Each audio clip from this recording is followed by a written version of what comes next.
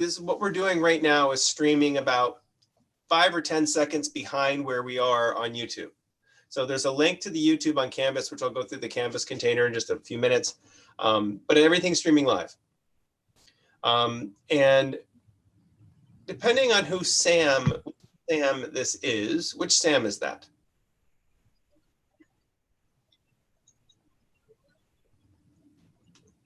Who is Sam? Oh, the Samantha Williams. Could be. Oh, it is. Oh, your mic doesn't work. Perfect. And okay, so Travis is much faster. So Travis, you're now officially in charge of chat monitorization. Oh boy, responsibility. Woo! Okay, no, because you generally have a pretty reliable internet and your computer generally works. So, and if your mic doesn't work, we can try to get that figured out. If you don't want to say anything, Sinith has just been staring at me this entire time and hasn't actually moved. I'm thinking it's a picture at this point, but maybe not. She could just be that stoic. But anyway, so if the right, you're not lazy, Travis, because I can poke you with a stick. Because anyway. So, I need a really long stick to poke everybody with, though. You'll get it figured out. I have to go buy a webcam for my son. We built him a gaming PC this summer. It's pretty freaking awesome. But my wife realized it doesn't have a camera. No. So he can't use it for school? No. So evidently not for school. Not for school. He's getting 250 frames per second playing Fortnite. Are you kidding me? In zero pain. Okay, sorry. Those are the important things in life. You got to remember that's important. Okay, anyway. So now that we're recording live on YouTube, and I'm going to click on the little button here. Okay, so the Zoom software has been doing a really good job of recording like by the time my intro class was done, the recording was done being rendered. And so by the time I finished my intro class, I was able to post the recording for my intro class in Canvas. So everything that we're going to be doing is going to be bopped into Canvas right away. And so even if I make a complete fool of myself doing something up here, sorry, it's just gonna, it's going to be live and it's going to be there because all of you, I think, know me and know that. Okay, so which is great. So let me go. I'm going to click on share screen. All right. So I've got a much better computer system set up than I did at the end of last semester. And so I've got a Linux computer set up here with this I've got this nice cool mouse thing that I can rotate between different windows. And I like it, and it's fun for me. I get lost in different windows. My favorite part is this. Wiggle, wiggle, wiggle. So I'll spend a lot of time if I can't think and just flap my pages around. Yeah, okay. So let me open up Canvas. Oh no, it's me like 3 seconds ago. Okay, we're gonna make that go away because I will go insane. Okay, so now, so everything that we're doing is we're gonna be doing on Canvas. Okay, and the reason I do that is so that everybody has equal access to it. The announcements will show up at the top. Right down here is our syllabus. Right down here is our syllabus. So I will try to always use the same meeting room. So if we're here, then we're going to be, if we're on Zoom, then we're going to be in the meeting room. Some weeks we won't have a Zoom. I will be sending you an assignment or something to do, and we won't be Zooming. It all depends on exactly what's going on. I'm trying to get Steve to come. We can do the live streaming from his house where he has his pigeon loft. If we can't, then I'll record it. You can watch it, and then you can send questions to him, and then we can ask him the questions as if it were live. We'll try to do it live. It all depends on, I just have my intro class in the morning, so I have to coordinate between my classes on which days I'm Zooming and which, if we go out there. I really want to go out there though, because the pigeons are cool. Okay. They're really pretty too. They're not like your mangy looking pigeons. These are really cool looking. Okay. So there's the Canvas stuff. I'm going to just kind of scroll down a little bit. I don't know why that's so bold. That's not supposed to be so bold. Okay. Everything that we do in here is going to be assigned points. So pretty much for every class, there's going to be a discussion, not this one. The only thing for this one is us to tell you about yourself. Okay. But there's going to be a discussion. And the reason why we have a discussion is so we can have some sort of activity that you can be attended for. So it's a way of taking attendance. And it's also a way of giving us a way to discuss this material that's outside of class. Because we're a small class, we can really talk about things in depth, and we can get into more complicated things. I really want people to ask questions that relate to their own selves. I want the more we make this class real, the more this class is beneficial for you. When I say real, what I mean is that if it's a legitimate, like for example, smoking behavior, we can teach you how to not smoke with this class. One of the things that behavioral principles are very good at is changing behavior. And not too many people smoke nowadays, not to mention Jesse's flag behind her. Sorry. I don't know what you're talking about. My favorite one is this guy at the car wash yesterday had it's an Adidas logo, but it's a marijuana leaf Adidas. And it says, Doobie's best dad. And I'm like, not sure that goes synonymously together with, anyway. So scrolling down here, this little schedule is something that I just kind of put together as these are kind of the guidelines. The book for the class.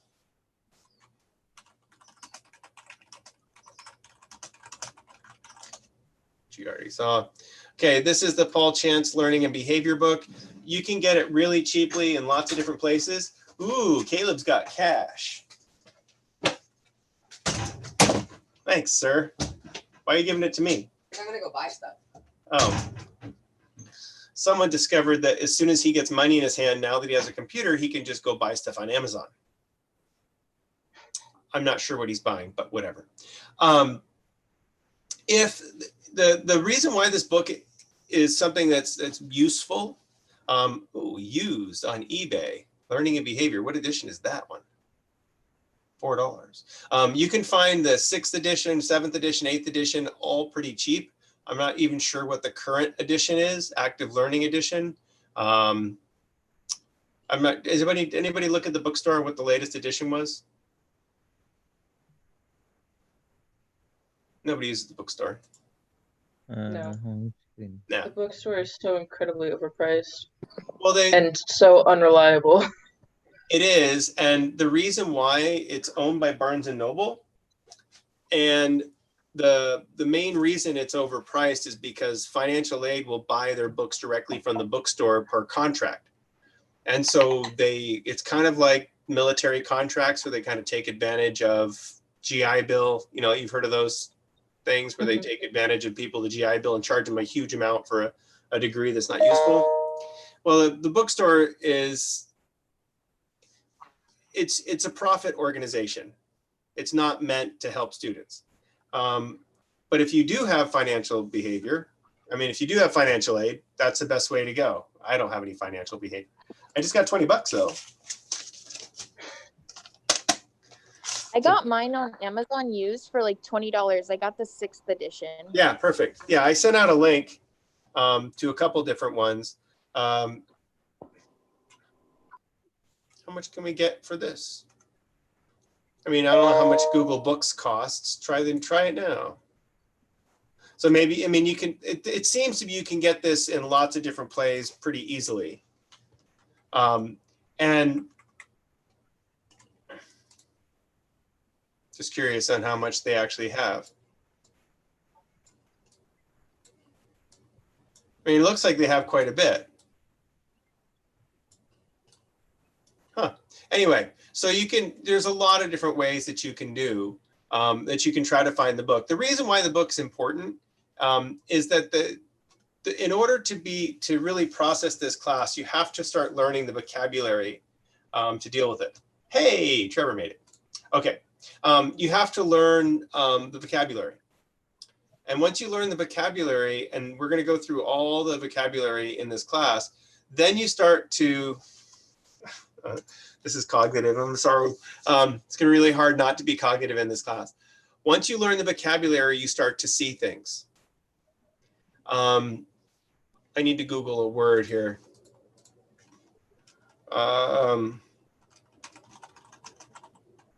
For small hole in ditch.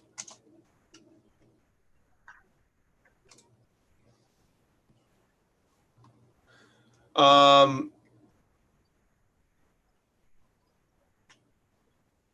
spoor or smoose, that's the word I'm looking for.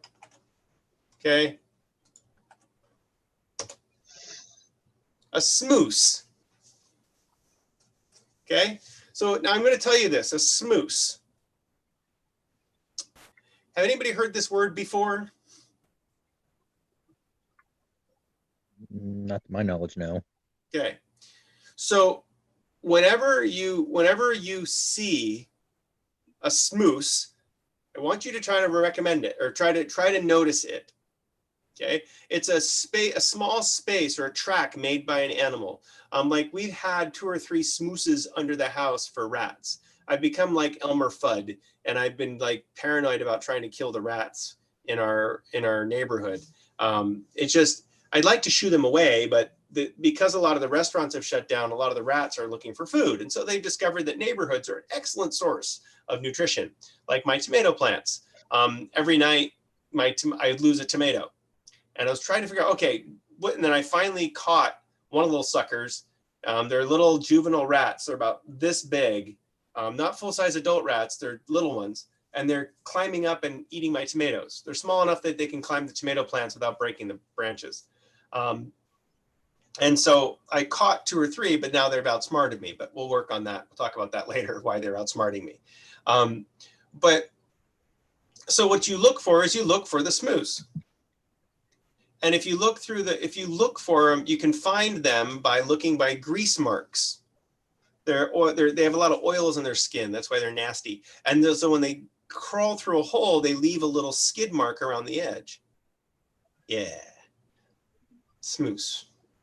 Okay, so now that I've gone way too much on about this, if you start walking around, will you start to notice these things?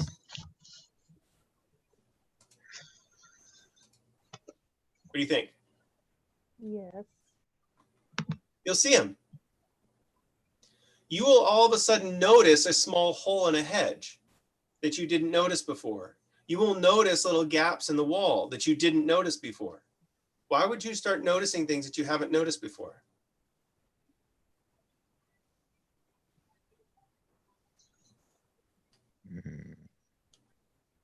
Pay attention. Why would you start paying attention to them? Because you're looking for clues. Well, but say that again, Michelle. Because you like told us to pay attention to it, so now we're like, it's gonna be more like fresh in our head. Okay, so what happens is as soon as you have, okay, I can't see the chat because it's behind my window. Okay. As soon as something is brought to your consciousness, it becomes a part of your environment. And as soon as you have a language piece for it, as soon as you have this ability to verbalize it, then it becomes something that you can pay attention to. It's like if you look up and look at the stars, most people who don't study the stars just look up and see stars. But if you spend a lot of time looking at the stars and know the names of a bunch of the stars and know the names of the constellations and know the difference between the planets and the stars versus, or satellites or airplanes, you start seeing a lot more because you have this understanding of, see, this is all cognitive nonsense, but you have this understanding.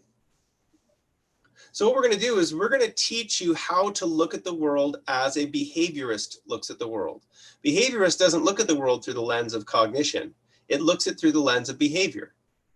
And it's such a fun world because you get to be such a snarky butt munch when you become a behaviorist. Because you can, if someone ever says you think, like you don't really think. What do you mean I don't really think? Well, you can't prove what you think.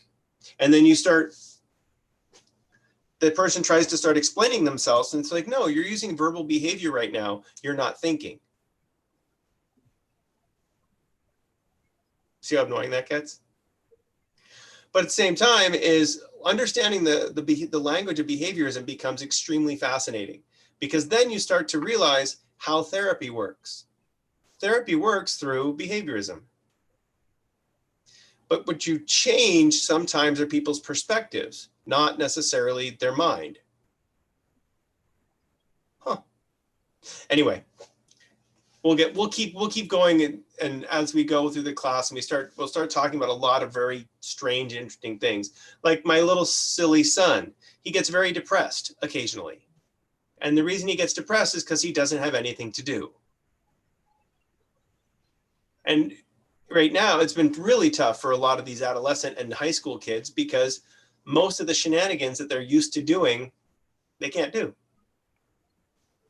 Okay, so I'm going to go back to the top. I'm going to move these windows on the other side because the menus are over my scroll bar. I can't scroll. Okay. So as we go on, a lot of things are going to show up in the discussion board. So if you're trying to use your phone or something, it's really hard. The only thing right now in the discussion board is the "Who are you?" blank. Okay. And the reason why this is important is that there's not that many of us, so it's really easy to get to know us. And I know most of you. Okay. And so the idea is that try to post this. Okay. And answer these questions. Okay, what are the, who are you? What defines you? For people that have taken my class, multiple classes have done this in almost all of our classes, but it's actually really important because, hey, Kenyana's here. Welcome. Why is your upbringing important? Why is your culture important? Because it shapes who you become and who you are.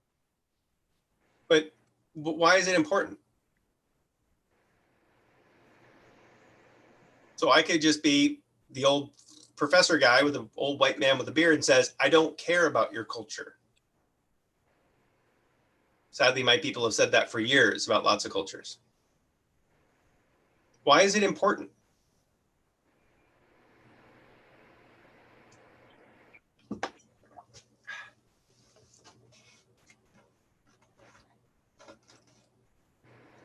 Why do I care about your culture?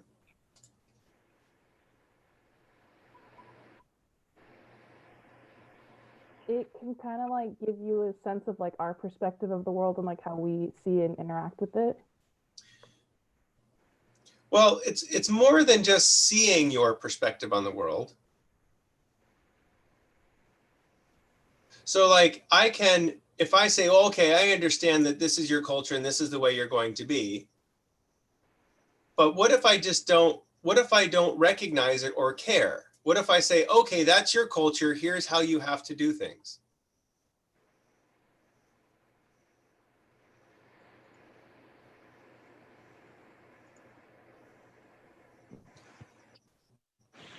What if I just didn't care about your culture and I said, well, that's your culture, that's you, that's fine. Now we're in my space, so we're going to learn my way. I've heard faculty say this to students before. Well, you're in my classroom now. This is the way we do things. Eh? I have a really quick question. Yeah. Okay. So there's a class discussion, but it doesn't say where to post it. Do I just reply to the discussion? Yeah, just reply Yeah, to right there where it says reply. Come here. Because it's asking me to introduce myself. Yeah. I like typed in everything in the reply, Yeah, in the reply, and then you submit. and then it's saying to reply to 2 other people, but I need to reply first.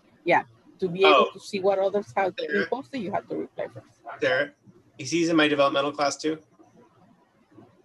Sarah, No, is he in my developmental class? no. Oh, Can you hear me? we did. Yeah, we heard the whole thing. So Sorry, I mute. I thought you were answering the question. I was all excited. Oh, better. We were at a meeting yesterday, and Catherine. Anybody have Catherine Nettie? You hear a phone ring, and then Catherine goes, "Oh, I'm in the most boring meeting ever. It's just going on." And she's having this full-on phone conversation, and there's like 200 people in this meeting, and everybody is just cracking up because she has no idea that she's muted or not muted. Sorry. Okay, so I can just do this. Click. Oh, did it work? It worked. I'll do that to you next time. Okay. Why should I care about your culture? Come on, people. There's not enough people to hide in this class. Hey, I was going to answer when he entered. Okay. Okay, go ahead. So I think it's important to know what is the culture, because it is the upbringing of the person. Then you will understand how the person was raised and what is important to them, how the feelings get hurt or something like that. So being sensitive is a really important part of it. Yeah. But what does this have to do with the smooze? Oh, this news. Then you will see how the holes are in the wall. Yeah, well, that's it. I mean, you've got the metaphor. The idea is that once you identify it and give words to it, you can see it. And until you give language or give words or things to identify, you don't see it. You don't see someone's culture. You don't understand. And there's a really great thing we talk about in my developmental class. We talk about the differences of language. And different cultures, the way that they use language really does show how the culture sees things. In cultures with very strong gender roles, there's masculine and feminine nouns for everything. In cultures where there's not a lot of gender roles, there aren't masculine and feminine names for things. And it's really interesting because the more gender role the names of objects have, like, are glasses male or female? Somebody who speaks Spanish? Me. Are they male or female? Class is No, female. glasses. Glasses. Classes. Females. Females. Why are they? Because the what is the word? The article in the front of the class, that in English is that, but in Spanish is female or masculine, and that Right. one is female. And there are more defined masculine and feminine roles in males and females in Latin cultures because of the derivative of the Spaniards. Anyway, so, but what's fascinating is that as soon as you start to understand, as soon as you start to listen to other people's culture, you can see their perspective better. By looking, you start looking for the little holes. And then as soon as you start looking, as soon as you know what it is, you can see it. And you can't assume anything about people's culture. You have to try, and you have to push. And is it sometimes uncomfortable to talk about your culture? Sometimes, yes. Yeah, especially like, so this is really one of my good friends on campus. We were at an equity training institute last week, and she was sharing about how our educational system is really biased against her. And she's worked really hard to get where she is, but she keeps getting passed over because of characteristics that she has. And it's interesting because she goes, I have learned to deal with the discomfort of it, but I shouldn't have to deal with the discomfort of it. And it was a really powerful thing for all of us because we never, you know, I worked next to this person for a long time, never realized that she was hurting because of the way the institution treats her. And, you know, until someone gives it language, you don't know exactly what's happening. And so so the first thing is that one of the first thing that we want to do is we want to share ourselves with the class. And now I don't mean open up the giant cans of personal disclosure fouls. Okay, we don't want to go too far deep into your psyche, but we want to just know what are the things that are important to you? What are the things that are, that's why I say, which ethnic style of food do you identify with the most? That's a really important question because it really does show what your food choice is. I made the joke, the kids and I always make the joke that we don't eat Mexican food, we eat food. Because for us, Mexican food is food. I mean, we'll have, like this week, we're having enchiladas, we're making tacos, we're making, and we're also making probably carnitas at least once this week. And so I was gonna ask about that because I was like, I'm obviously as white gets, but like I don't eat a lot of white food. I eat a lot of Mexican food. So I was like, can I say Mexican food? well, Even though that's not. I love we eat a lot of Middle Eastern food because it's much healthier than some Mexican food. Sorry, Mexico. But I mean, so we eat a lot of grilled chicken with spices on it, which is very Middle Eastern. We eat a lot of hummus because it's low calorie, high protein, good for you. And so we, but at the same time is when you think about the ethnicity of food, ethnic style of food that you like, I don't know what white people food is. Is there, because I mean, I don't see, for me growing up, there's European food, there's Southern food, there's healthy food. I'm a big health nut, so we eat a lot of healthy foods. I mean, one of my favorite snacks is peanut butter and banana sandwiches. Where the heck does that come from? Is that white people food? I don't know. It's kind of a Southern thing. But at the same time, is that when you start trying to really understand, is your race or the color of your skin what defines your ethnicity, or is it your cultural background that defines your ethnicity? And it's funny because people make jokes about different ethnicities and their foods that they like. But when you actually go spend time in a particular place, everybody in that particular place eats that food, not just one ethnicity or one race. Why everybody in San Diego eats Mexican food? Because it's good. I mean, we could eat Mexican food all the time, just because. I love this picture.